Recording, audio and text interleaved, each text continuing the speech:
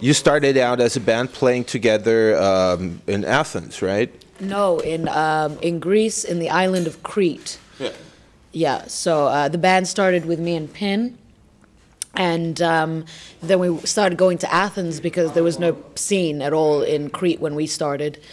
And that's where we met Crash, the drummer, and we had a bass player. We started doing shows because we couldn't get booked anywhere, so we started creating our own shows and so forth. And what have you done before you start singing there?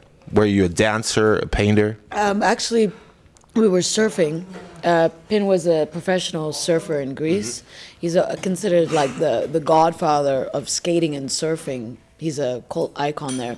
So he was doing that, and I surf, but I wasn't, you know, I'm not professional or anything. And we would get paid to go on surf trips.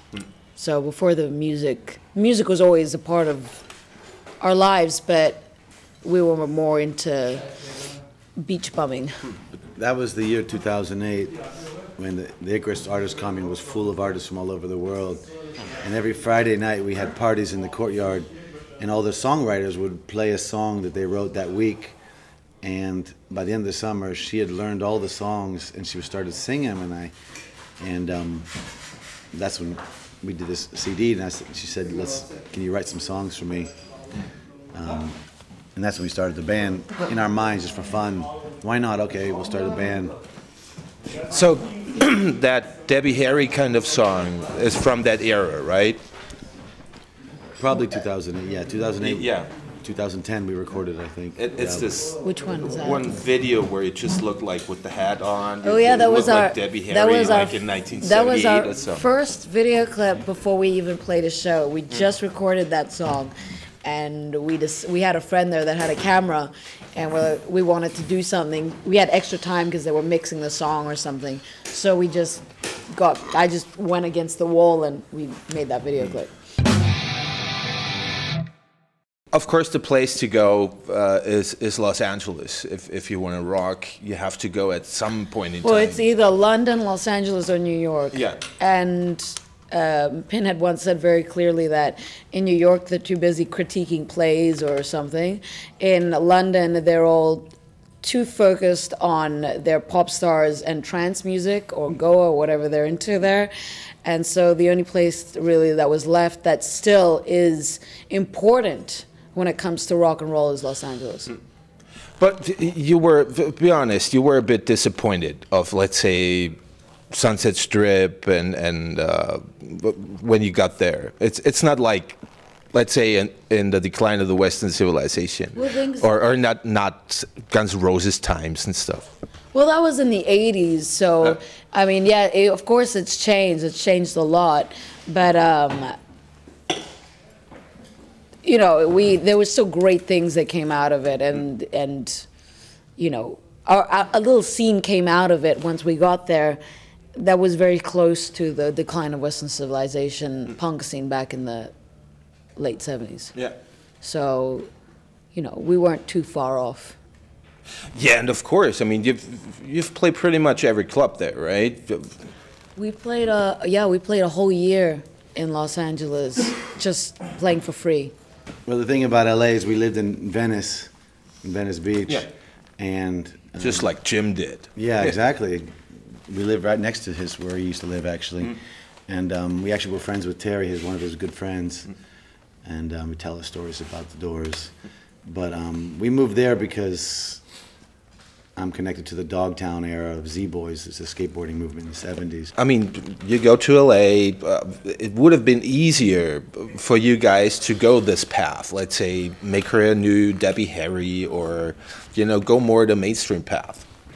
They wanted us, Universal Records, and Warner Brothers and Sony. They all wanted us to follow that path, and they wanted to sign us. But they wanted her not to say the fuck word. They didn't want her to not jump around. They didn't want rock and roll. They wanted, you know, they wanted something safe. They wanted something safe, like you know, all the stuff that is out. Easily, yeah. Not really sell, because if they used their minds and actually knew how to market real rock and roll, and maybe the business wouldn't be in the position that it's in. Yeah. But instead, they go only with safe recipes that are manufactured by people in suits that don't know anything about music. Right. All the people that had the vision of artistic, that used to find bands, don't work anymore for the industry. That's true. It's only people in suits that say, you know, that's why they dropped Tom Waits, that's why they dropped Johnny Cash. So who's this guy, Johnny Cash? He doesn't sell any records, drop him. And that's why, you know, Rick Rubin said, what the fuck, you dropped Johnny Cash, I'll put a record out. You know, it was one of his amazing records. So there's always going to be exceptions. Someone's going to wake up. It only takes one person. Yeah. You know, but we're doing everything DIY. We don't need that stuff. We're in control of our own music, everything. We just send out records to different record labels, and they do it for us, and they put it out. They distribute it. Yeah. And that works for us now. I was the last one to come and the first one to arrive. That's good. So is it going to be the whole band, or? Just the two of you, that's fine. That's fine. They can just sit on the floor. Yeah, everybody can sit on the floor. Yeah, come sit on the floor, hang out. On the floor? Yes, you're the rhythm section. That's where you belong.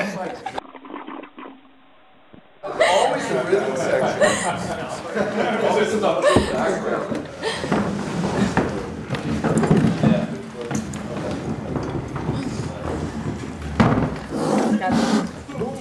I don't think we're going to fit. Is it going to be in the screen? It's okay. You don't have to show me.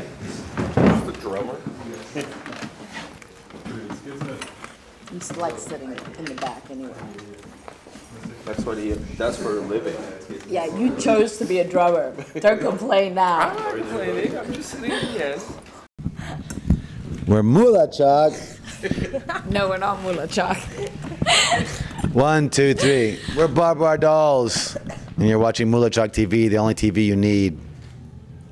MULATSCHAG!